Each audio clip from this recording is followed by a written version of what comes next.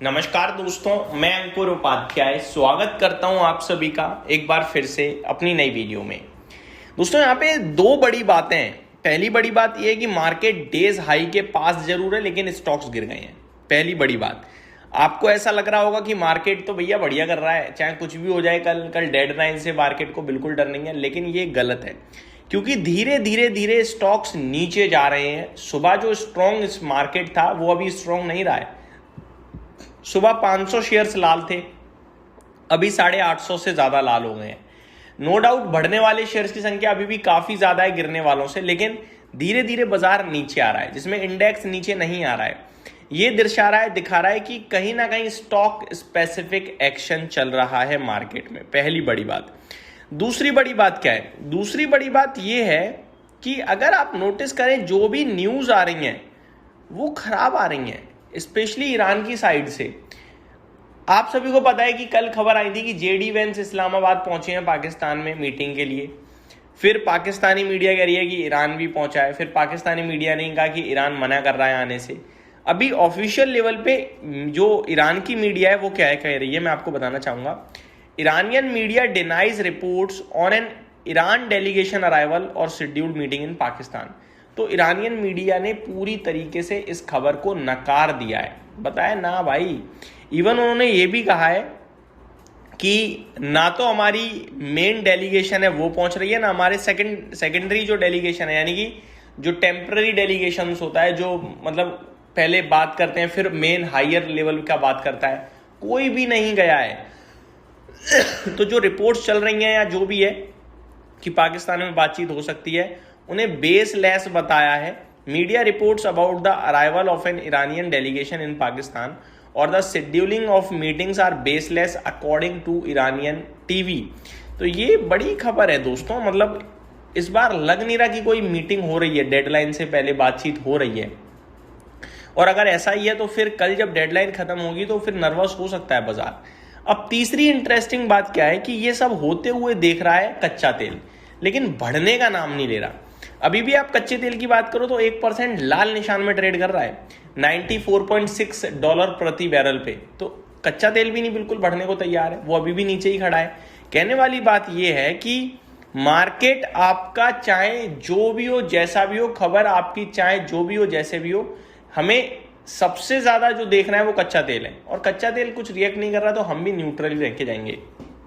लेकिन आपको एक चीज जरूर कहना चाहूंगा, लॉन्ग पोजीशन स्पेशली कॉल या पुट 2 दिन के लिए अवॉइड कर दो।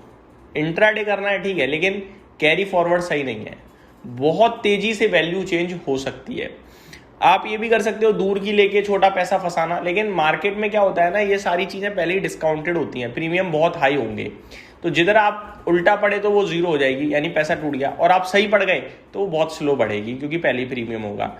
और अगर गलती से कुछ भी नहीं हुआ तो आपका पैसा वैसे ही टूट जाएगा। तो मेरे हिसाब से कुछ ना करें ज्यादा बेटर है। अगर आप पैसे की सेफ, देखो आप मार्केट में मेरे हिसाब से सट्टा खेलने नहीं आए, आप मार्केट में स्ट्रेटेजी के तहत एक लॉन्ग टर्म में कैपिटल बनाने आए हो, और वो ये सब चीजें अनुमति नहीं देता है कि आप सट्टा खेलो कि ये हो जाएगा तो वो कर दूंगा, वो हो जाएगा तो ऐसा कर लूंगा ना। मेरे हिसाब से तो ये सब बेफिजूल की हैं। अब आता हूं स्टॉक स्पेसिफिक। सबसे पहले ग्रो, आज इसमें करीब 4,845 करोड़ का टर्नओवर हो चुका है। 7.5% ऊपर खड़ा है शेयर। 216 रुपए का इसने हाई लगाया है, 209 पे अभी ट्रेड कर रहा है।